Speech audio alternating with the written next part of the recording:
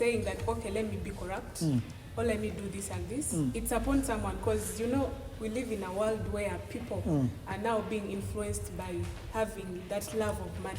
Hello, ladies and gentlemen, my fellow Africans, and especially my fellow youth, the future of Africa. You are most welcome to MJD Build Africa podcast. Today is so amazing day where I have hosted my fellow diplomats. So we're going to have a very nice and productive discussion.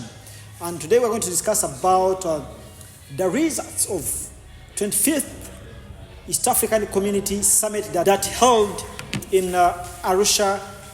And today we're going to discuss the outcomes and how it can be effectively the solution of instability that we have in the region as East African community. So allow me to give them time and introduce themselves. Thank you.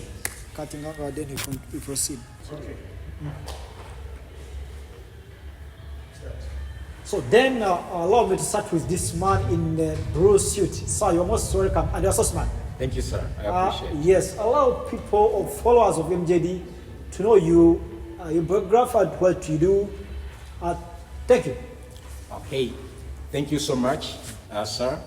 My name is Stephen Okumu, and I'm a diplomatic student. Outside there, I also do ministry. I'm an evangelist. I preach the gospel. Yes. So one time you may find you on the street and you wonder how comes I preach the gospel. I also do businesses. So here you know me as a diplomat. Yes. I guess that's what I can speak about also. Yes, Mr. Diplomat. Thank you. So you do diplomacy, you do evangelism, and also business. Yes, sir. That's a great job. So alongside you, we have a man, very big man there. So you're most welcome to MJD, and people love to know you, sir.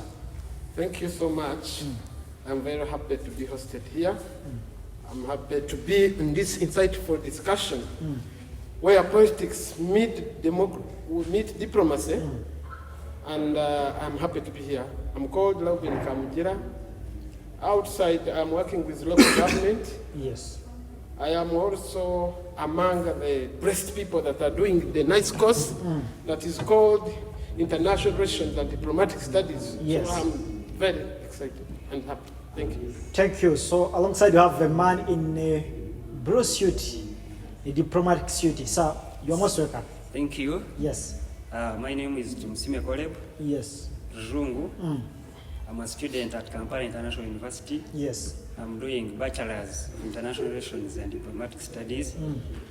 Outside, I'm a business person. Yes. And I do other casual activities that generate income to me.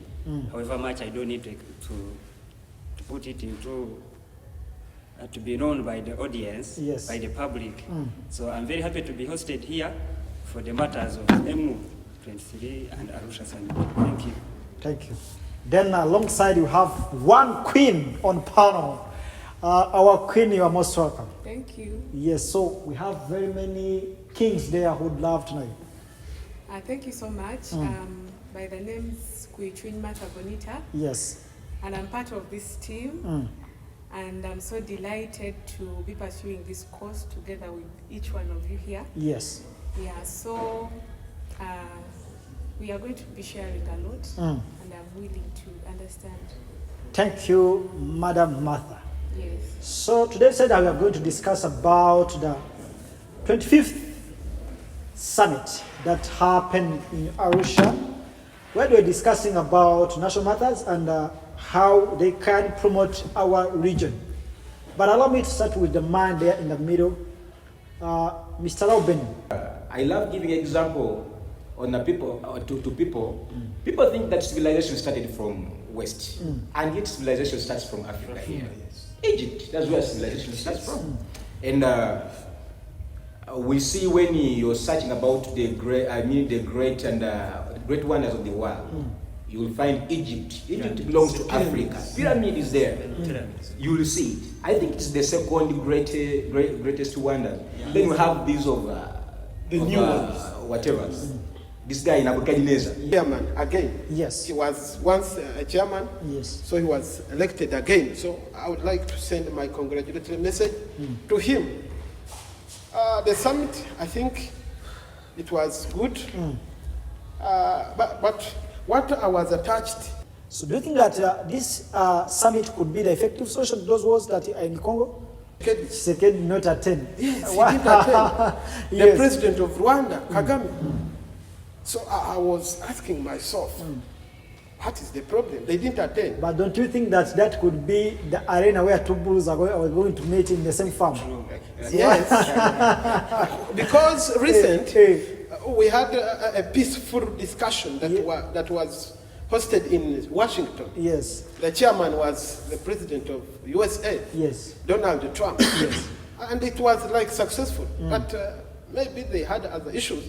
But as me, a diplomat, I was attached because I tried to move around, to see around, but they wasn't around. And another point, among the key points that were mentioned, there was what we call consensus in the East African community. The consensus means where the all state members have to agree before they adopt anything they are going to do. Yes. So this thing, I think it is good. Like Uganda has to agree with other countries.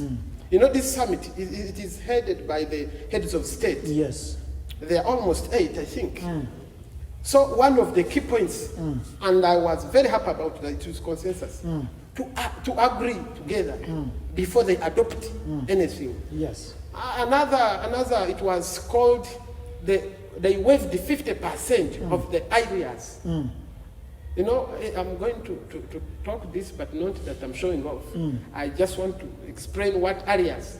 Maybe the viewers couldn't know what areas means, but areas, like you see these people that are working with the government, maybe when you find that you are paid a salary, and you are getting 100 million, let's say, yes, or 300, but you are paid 200 instead of being 300, then it comes when it is becoming too big. Yes. You are not paid the own money. That money that is left, you can apply for the areas. So what they were trying to mean here, they were talking about the 50%. These states has to contribute to East African community for the work to move on. You know, we have the assembly, we have the parliament, so those bodies have to be facilitated. So the 50% area means that we had many states that were not paying. There were delays in paying.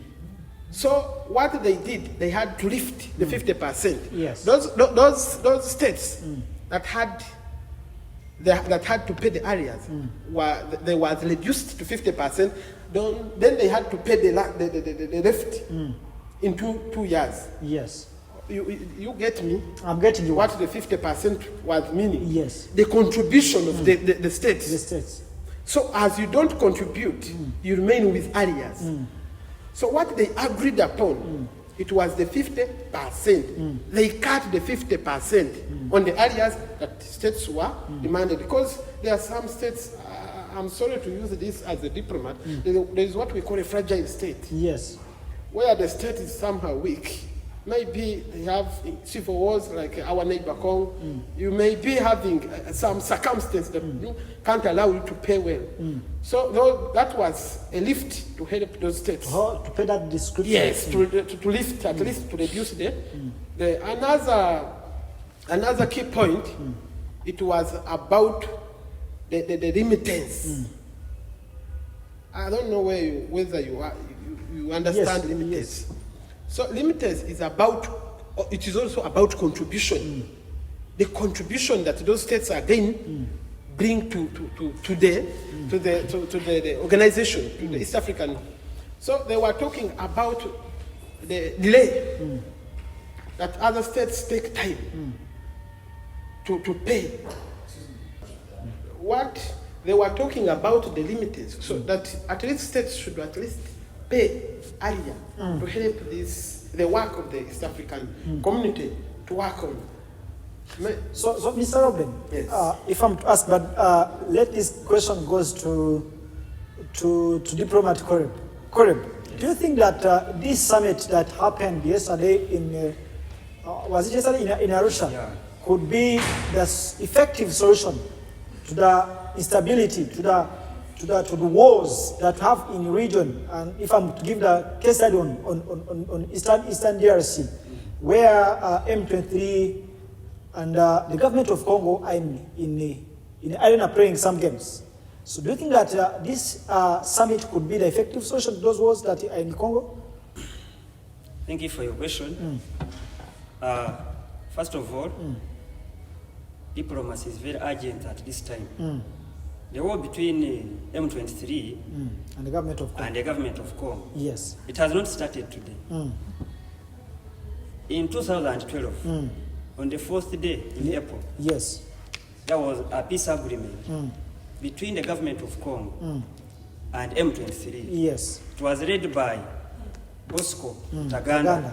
Yes. I think you know about John that. Bosco Ntaganda. Yes.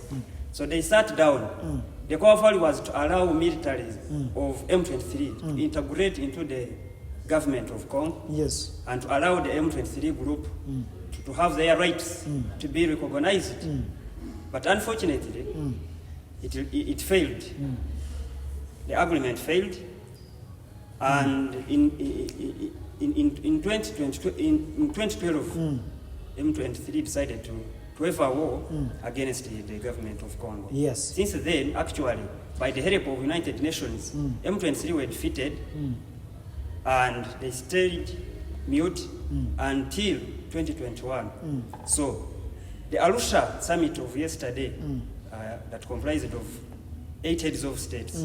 First of all, presidents are not like all other local people. They have capacity and mandate to say something and be put into action. Yes. For example, they asked for immediate ceasefire. We saw that last year, that peace accord that was in Washington, D.C., chaired by His Excellency Donald Trump. But unfortunately, it also failed. But at this time, I think things can work very well. For example, they called for immediate ceasefire, political and economic integration, allowing goods, allowing trade to take place in the East African community countries. Mr. Rezum, if I'm to ask you, now you've said that they have tried several times going in the process of peace agreement, but it really failed because if you have to remember, it started from Nairobi, Angola, then it was Doha and Washington. Yeah. But now, really, we have seen that America and Angola, which were supposed to mediate, be the mediator, now they have shown the side. They have joined FRDC, the government of Kinshasa, to fight M23. Do you think that this war that they are fighting is just war or unjust war to attack people who are fighting for their rights? First of all, if you want to set a certain dispute, you don't have to take a side. There is what is called neutrality. Yes. You don't have to be involved in any side. The United States of America, it had the side before the what? Yes. The negotiation. That is why after they provided equipments to the government of Kinshasa of Congo, that is now causing death and a large number of casualties. So by the government of East Africa, every state, every country, its leader has to be on a focal point, on a neutral point to discuss how should this war be brought to an end. By citing possible benefits of when the war comes to an end, what would be the benefits? For example, there would be saving life, humanitarian law, humanitarian life will be saved. But how can that one be achieved? It can be achieved only through the government in that same region, in that block, to have a CMC. You cannot call a white person. The money that is borrowed cannot solve your problem. True. The efforts borrowed from outside cannot solve the problems of East Africa. That's why at this point now, I have much hope that the summit of yesterday will bring this war to an end or to a standstill for a long period of time. Thank you, Mr. Rejong. I'm still with you on the same track. And now, we remember that after the Washington deal between President of Rwanda, His Excellency Paul Kagame, and His Excellency Chilombo Tshisekedi Felix, we saw what happened in Uvira where M23 captured the place called Uvira in South Kivu. After capturing that, then they were forced to withdraw their army there. After withdrawing the army, the militias of DRC, Wazalendo and other people, they took back that place, Uvira. But Banyamulenge and the other Tutsi who were in that place, they were forced to leave that place. And now they are internally displaced persons. So what do you say that, do you think that the government of Kinshasa have break the laws of international humanitarian law and the agreement that held in Washington and Doha? For the agreement of Washington, it was not the first time this agreement was brought. No. Immediately after the agreement was signed last year, there was an attack. Yes. M23 attacking the government. And the reason why they attacked, that accord, that peace treaty, it was sidelining the rights of M23, of the Banyamulenge people. For that case, M23, it has to defend its rights. Yes. By use of military confrontations. So, I think your question, you were asking me about if they had not blocked. Yes, the laws. The laws of what? Of that deal and the international humanitarian law. That deal was no longer on table actually. Actually, if it was on table, there would be no more wars and and military confrontations. So you cannot say that M23 they failed they failed to put into action the agreement. For them they did, but the problem was on side of DRC. How wonderful. Yes. For them they did. But now the main reason they should do, or the main reason why they are attacking the government of Congo, they want their abilities, they want their rights, they want their freedom to be integrated with the people of Democratic Republic of Congo. That's why I told you, the only thing that can help M23 and Congo stop fighting is when East African community, the heads of state, now under the chairmanship of His Excellency, the President of Uganda, I think one day, His Excellency of Kenya called him the first of the region. Those people have a big say. They have a mandate. If they agree on a certain thing, they can bring that war to a standstill, if not totally solve it. Thank you, Mr. Rujun. Now, if I'm to ask you about the thing that happened recently in M23, where the government of Congo used a drone attacks to kill, where they killed the Colonel Willingoma, the spokesperson of M23. Do you think that to kill such public figure, such a person in army, because I know you have experience in that, don't you think that that could spark a very serious war between M23 and Congo, where M23 could fight with objective and openly? Yes. Actually.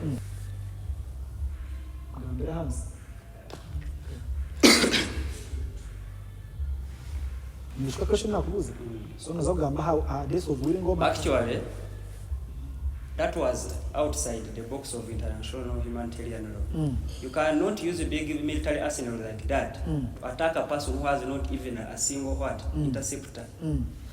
They were against the law. Why would you fire drones just against the military group? That government of Congo was against the law, and it was provided by United States of America. That's why I'm telling you, United States of America cannot solve the problems of East African community. As international law, humanitarian international law, if the government of Congo was fighting a preemptive attack, why would you start using heavy military arsenals when they are just using military men that are fighting on the ground? By the use of military arsenal like drones attacks, you kill innocent civilians, you kill children, you kill vulnerable people. That is against international law. If I'm to ask Pastor Senior Diplomat or Como Stephen, on your view, do you think that what do you think that could be the main objective of East African community? Wow, great. It's a brilliant question, and I believe that the East African community, that integration one of the objectives is having peace and keeping peace and having security. Yes. Within the cluster or the region. And now we've just seen that DRC having troubles or issues, wars between the M23 and then the government. As an East African community, since one of the objectives is creating strong security and making peace, countries or the states which are involved in this cluster or this group, they have to sit together and settle disputes diplomatically. Why do I say so? Because fighting back, it may not solve the matter, but sitting down and understand the cause of the war, and then you get the ways to solve it amicably, it will be the priority and the thing to consider. So to me, the East African community, it should just come together. These countries which are involved in this cluster, they just have to come together and talk on how to solve matters diplomatically on a round table, because we are all people of the same group. It's just like you're telling me that you're my brother or you're my sister, and then you're the very person fighting me every time, or when you see an enemy attacking me, you don't come to help me. You should run, and come, then help me to see how we get the enemy, or we talk to the enemy. Now look at the M23. These are people, not so? They have their reason as to why they are fighting back, and the government has her reason as to why he's fighting. You understand? Yes. But the issue we are looking here is peace. Yes. Yeah, we need security and peace. But peace is not gained by fights. Yes. Peace is a result of a peaceful talk. Yes. You understand? I think, am I answering it? But basically, of course, first, as a diplomat, all of us believe that diplomats could be the best tool of solving matters. But as a pastor now, Yes, let sir. me ask you a question. Of course, as a pastor. Yes, sir. Now, as a pastor, one of the evangelists of East African community, what do you think that could be the contribution of pastors in spreading the gospel of unity and peace? But do you do it, first of all? Yeah, thank you. As me personally, I do it. One of the reasons as to why I'm doing diplomacy, it's not in conflict with my ministry.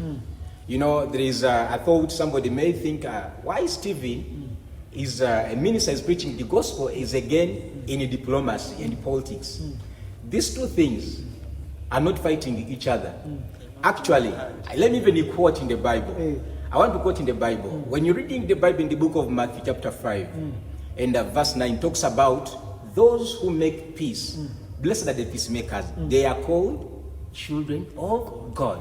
Diplomacy speaks about peace. So you want to say that the government of Congo Tshisekedi is not the son of God? I think that is your word. No, I'm asking. You said that those who create peace, they are the sons of God. So you mean now the government of Tshisekedi, which are killing troops of DRC, so those are not the sons of God? I don't want to say that. I don't want to say that because God weighs things in a different perspective. You understand? So, and He has utmost power and decisions. But my point is that diplomacy, as we know, it's the art of making peace. You understand? Making peace. And peace is one of the kingdom values. For us, we Christian and born again, we believe creating peace is one of the kingdom values.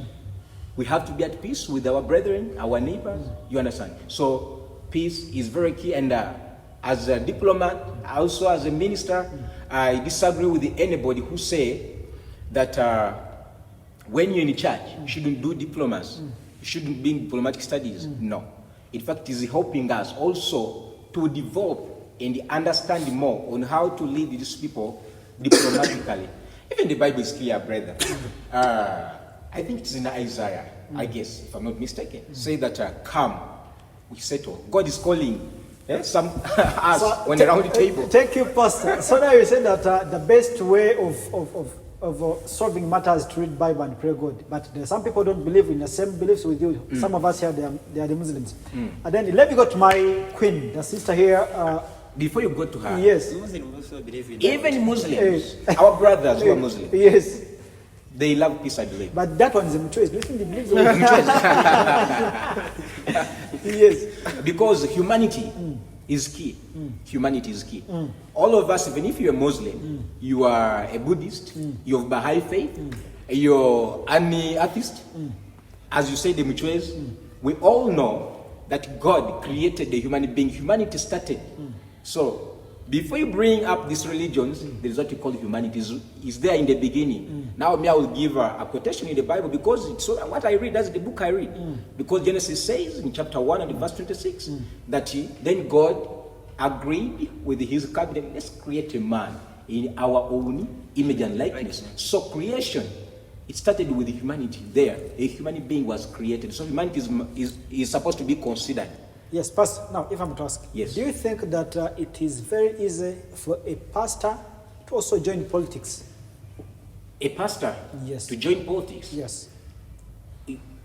I beg your pardon. Do you Do I think it is easy? Do you think that it is allowed or good to find a pastor, minister there, and also going in politics? It is easy to find. That's how I respond. It is easy. And also, it's good. It's good. Do you know why I say so? In politics, there's too much of influencing.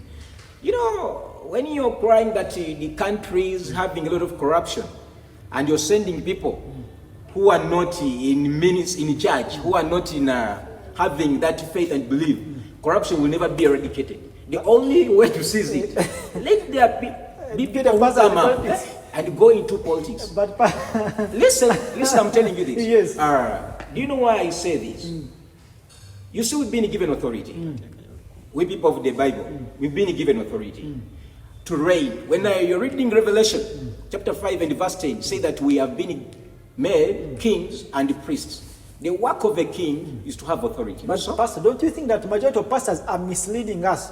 We find, actually, recently, Mr. Museveni made a joke and said that Jesus Christ was killed by the pastors, priests, the Caiaphas. So, don't you think that pastors also, you are hindering the progress, or you are some of you also are contributing to the promotion of corruption in the country and misleading people?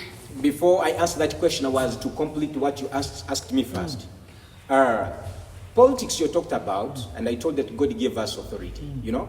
And then he told us that we are kings and priests to reign on earth. The word reigning does not just mean something you may think in a shallow way, but it means influencing. And how can you influence people? If you enter into politics, you can influence. In politics, how do we define politics? Politics is not against the Bible. You understand? It's not against the Bible. Because even in Romans chapter 13 it says that all leaders are chosen by God. And they should be respected. I think in East Africa, later I'm going to comment on that. Do you think that all the leaders of East Africa you have now and among the chairperson of Africa Union now, they are the chosen leaders? What I wanted to second him, and then I disagree with him at a certain point. Yes. What I was agreeing with him, you know, for we diplomats, we believe that diplomacy or dialogue is more than confrontation. So, as a Christian, I'm also a Christian. I believe in negotiation. When I have difference with him, at least we should come on the table and then. So, I second him saying that it is okay to be a pastor and at the same time being a diplomat.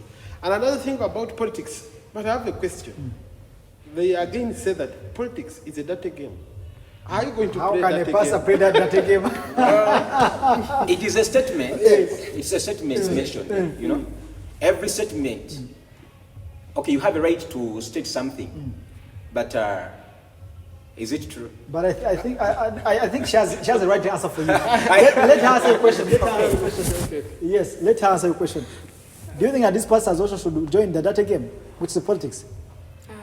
Dirty games in politics, Eh. to me, I see if you're leading people very well and you don't have intentions of saying that, okay, let me be corrupt or let me do this and this, it's upon someone, because, you know, we live in a world where people are now being influenced by having that love of money.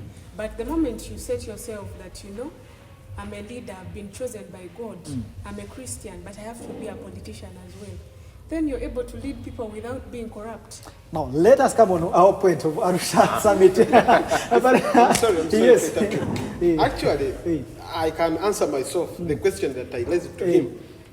What I learned from my lecturer years back, he told me that politics, it could not be a dirty game, but it's people, a politician that makes politics to be a dirty game. No. So it means I can do what is supposed to be done. The reason why I asked that question is because among the African leaders, we have those who are so corrupt, and those who have who are fighting for personal interests.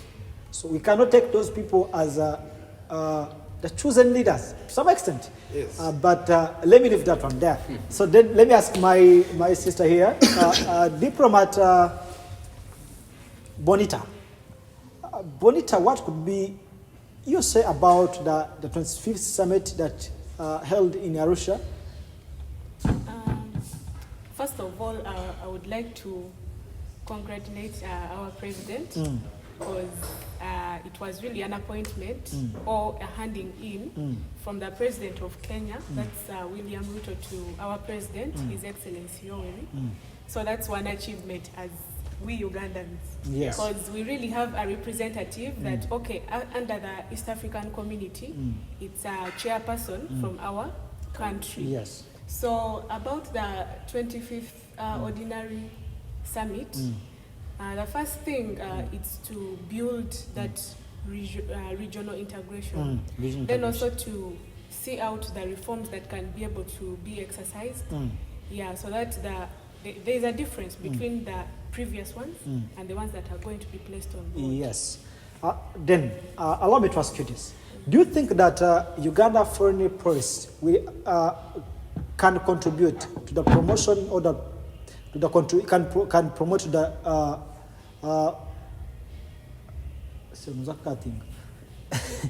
do you think don't fire you, camera is mine and the machine is mine.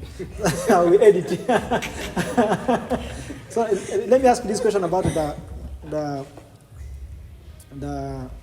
how could the Uganda foreign policy contribute to the development of East African region? Yes, Diplomat Bonita, if I'm to ask, do you think that the Uganda foreign policy could be one of the contribution or could contribute to the East African community development? Okay, thank you. So Uganda's foreign policy, we all know that diplomacy starts from home. So if we are looking into that aspect of Uganda's foreign policy under the East African community, so we are trying to see that how are we promoting our country under the foreign policy measures. Yes. So we have to make sure that what we are laying on table under the East African community is really starting from our country, Uganda, of which we know that Uganda as a country, it's landlocked and it's surrounded by these other countries, the Kenya, the Tanzania, which we have to cooperate with. So when you take a look in terms of trade collaboration, we need Kenya, we need Tanzania to be able to collaborate very well. That's one foreign policy we are promoting. Then when it comes to infrastructure, we need those trade routes like the Juba to be able to carry out the cross-border trade.